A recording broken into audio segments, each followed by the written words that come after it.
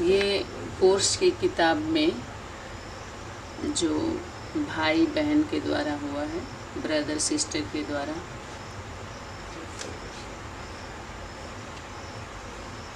प्रदर्शनी का जो किताब है, जो गीता के आधार पर बना हुआ है ना। परमपिता परमात्मा, शिव गीता ज्ञानदाता, गीता माता और कृष्ण बच्चा वारिश पुत्र। शिव जयंती, गीता जयंती और कृष्ण जयंती, तीनों जयंती माना जन्म लेना एक साथ। ऐसा जन्मदिन कब देखा जहाँ बाप और बच्चे का एक साथ मनाया जा रहा हो, परमपिता परमात्मा और बच्चों का एक साथ मनाया जा रहा हो, जिसको फैमिली डे अलग अलग करके अलग अलग दिन उत्सव मनाने लगे लोग। लेकिन हमारे जब हम आध्यात्मिक भाषा हम समझते हैं तो आध्यात्मिक रीति रिवाज की कैसी कापी धार्मिकता में की गई है वो समझ में आता है। और माया रावण ब्रदर सिस्टर के कोर्स बुक में जो समझाया गया, 5 विकार स्त्री के, 5 विकार पुरुष के। तो विकार स्त्री और पुरुष बाहरी दुनिया में भी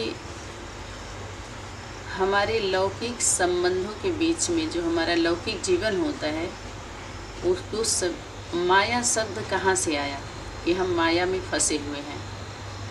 हम तो माया में हैं और इस जो घर से बाहर निकल जाते हैं, संन्यास आश्रम बना लेते हैं या उसको मठ बंद कर दीजिए या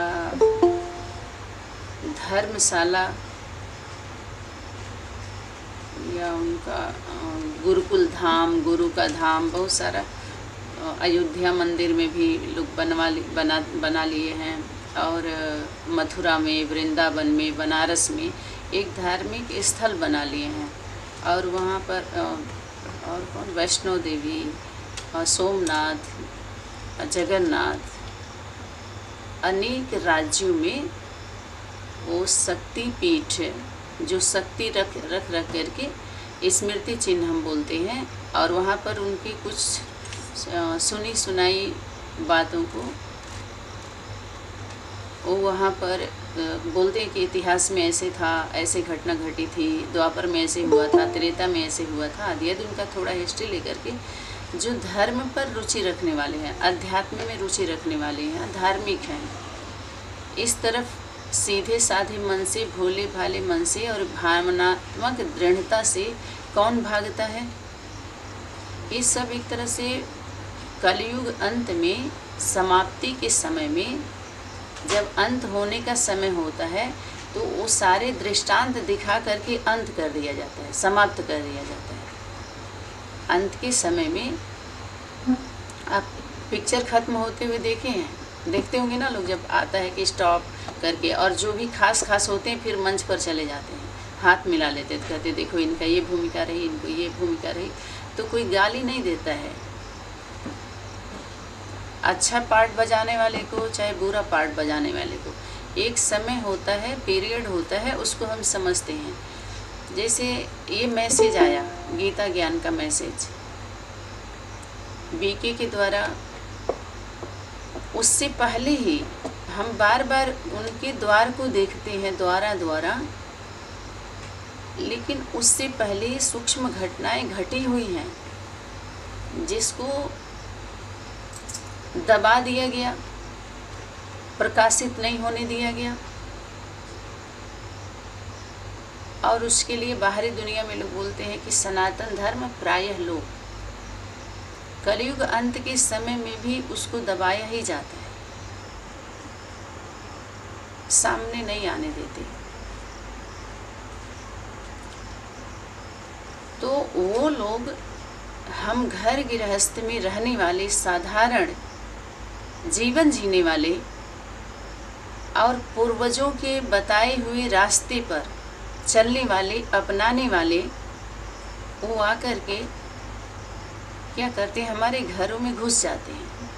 उसका एक छोटा सा दृष्टांत हम देखेंगे कि सीता जी को एक लकीर खींची गई थी लक्ष्मण के द्वारा कि ठीक है हम जा तो रहे हैं, और उन्होंने ही भेजा था सोने का मृग, हिरण, जबकि अयोध्या में किसी प्रकार की कमी नहीं थी।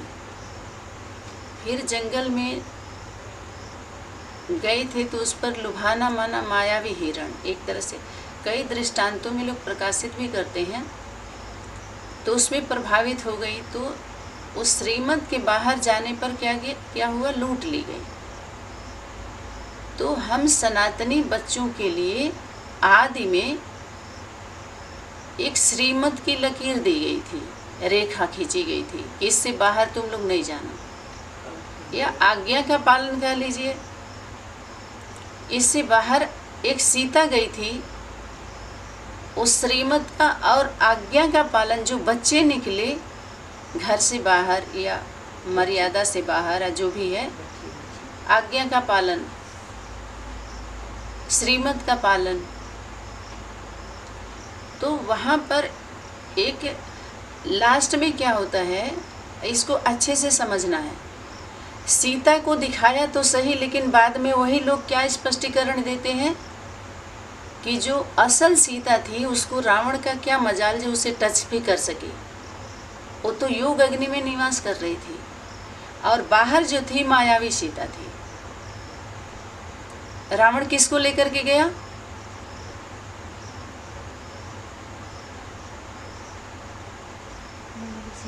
जो प्रभावित हो जाए, माया, भय हो जाते हैं ना आपके अंदर। जब प्योरिटी कम होती है तो आप डर जाते हैं, और प्योरिटी होती है माना सच्चा। प्योरिटी का उदाहरण अगर लेंगे, संबंध लेंगे, दृढ़ता, निर्भयता, सारी दिव्य शक्ति गुण का जितने भी हम माला बनाते हैं वो हमारे अंदर स्थायी कब होगी, हम स्थायी कब होंगे, उसका स्वरूप का अनुभव हम कब करेंगे, ये प्योरिटी से ही जोड़ा जाता है। माने सत्य, सत्य, सत्य स्वरूप से जोड़ा जाता है।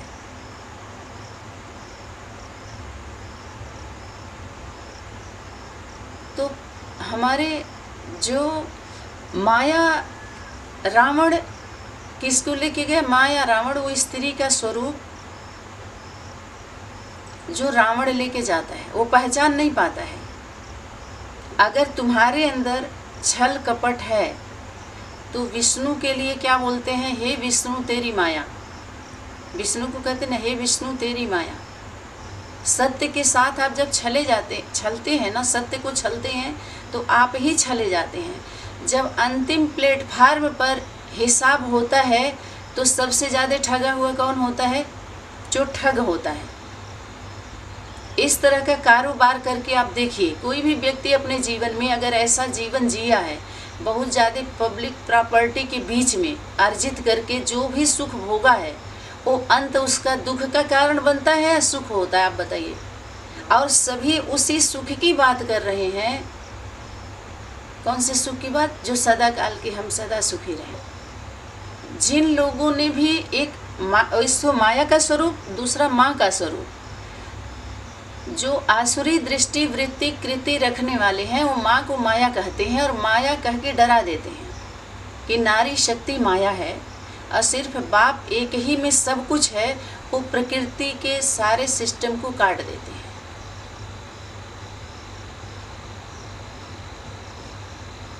नेचर को ही काट देते हैं, जबकि उस ब्रह्म का दो स्वरूप है, परम पिता और परमात्मा।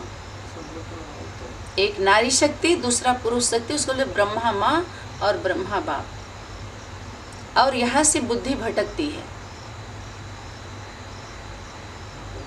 तो घर से बाहर जो निकल जाते हैं उसको आश्रम बताते हैं कि हम माया से, घर गृहस्थी माया है, इस माया से हम मुक्त होकर के आश्रम में चले, आश्रम बना लेते हैं, श्रम नहीं करना चाहते। जबकि गृहस्थ आश्रम को उन लोगों के ही द्वारा सर्वश्रेष्ठ स्थान दिया गया। स्थान तो नहीं दिए गृहस्थियों को, लेकिन मान्यता मान भी नहीं दिया, सिर्फ थोड़े समय के लिए वर्णन किया ताकि गृहस्थी वाले जा करके उनके सुने, उनकी वर्णमाला को पहने। वर्णन करेंगे तो थोड़ा आकर्षित होगा ना, हमारी ही बात तो कर रहे हैं और हम तो घर गृहस्थ में उलझे हुए होते हैं। और ये समाज के, दुनिया के उद्धार के लिए सन्यासी लोग हैं, पंडित विद्वान। तो ये लोग घर से जब बाहर जाते हैं द्वारा उनका क्या होगा, मुक्ति उनको मिलने वाली है गीता ज्ञान से ही। तो गीता ज्ञान, गीतापति भगवान पवित्र प्रवृत्ति परिवार में प्रत्यक्ष हो जाते हैं। प्रवृत्ति वालों के द्वारा जो भ्रम फैला हुआ होता है वो भी गीतापति भगवान और गीता माता, परम पिता, हम सभी आत्माओं के बीच में वो परम होते हैं, परम पिता और परमात्मा। तो गृहस्थी वाले डर जाते हैं। अपने गृहस्थी वालों को गृहस्थ में ही क्या पवित्र बनाना था। पवित्र बनाना माना जो हमारी पवित्र वृत्ति, इनका ज्ञान जब हमारे परिवार में घुसता है, डायरेक्ट इनडायरेक्ट, एक तो चलो बीके के द्वारा हमारे घरों में आया, ये हम जा कर के लेके आए या वो लोग हमारे घरों में आए। दूसरा बाहरी दुनिया के द्वारा जो समाज के उद्धार करने वाला, समाज को सुधार करने वाला जो ब्राह्मण है, जिसको हम पंडित बोलते हैं, पुरोहित बोलते हैं, हम यजमान होते हैं, वो हमारे घर में आते हैं। तो उनको भी गीता ज्ञान सही रीति से दे करके और समाज में अच्छी तरीके से परिवर्तन लाना चाहिए, सुधार होना चाहिए, ताकि बाहरी दुनिया में हमारे गुरुकुल और स्कूल कॉलेज में हमारे जो धर्म, गुरुकुल पहली बात तो बंद करवा दिया गया। और जो जिन शास्त्रों में वास्तविकता थी, जो 4 वेद हम बताते हैं, उसके अलग अलग लोग टीचर हो गए, अलग अलग धारणा के, जिनके अंदर वो सच्चाई सफाई नहीं रही, प्योरिटी नहीं रही। तो हमारा धर्म क्या हो गया, जो धर्म की गद्दी पर जो लोग बैठे वो कमज़ोर हो गया। शिक्षा व्यवस्था कब कमज़ोर होगी, जो उस योग्य नहीं होंगे उनको टीचर बना दिया जाएगा। समझ में आ रहा है? शिक्षा व्यवस्था में जब लोग जाते हैं तो उनका कुछ देखा जाता है कि नहीं देखा जाता है? पढ़ाई लिखाई, डिग्री, सर्टिफिकेट कि इतना जब पढ़े लिखे होंगे तभी इसमें भर्ती होंगे, कि ऐसे ही भर लिया जाता है? बताइए, हाई स्कूल इंटर वाले को पढ़ाने के लिए उससे 5वीं पास वाला थोड़ी पढ़ाएगा। बाहरी दुनिया में भी शिक्षा व्यवस्था में देखिए। तो यहाँ पर गुरुकुल का फाउंडेशन फिर पड़ता है गीता सर, विश्व कल्याण, पूरे विश्व की आत्माओं का कल्याण। ये रियल यूनिवर्सिटी है और पूरे विश्व की आत्माओं का कल्याण होना, यहीं से धीरे धीरे सूर्य का किरण फैलता है ना, ऐसे प्रकाशित होता है ना धीरे धीरे। तो अनेक राज्य में उसकी किरण फैली हुई है ना। आप सभी एक एक कौन हो? सूर्य के किरण हैं जो फैले हुए हैं और आप लोगों के द्वारा प्रकाशित होगा धीरे धीरे रे मना धीरे सब कुछ हो। धैर्य रखिए। तो ये सिस्टम हमारा धीरे धीरे हमारे घर परिवार का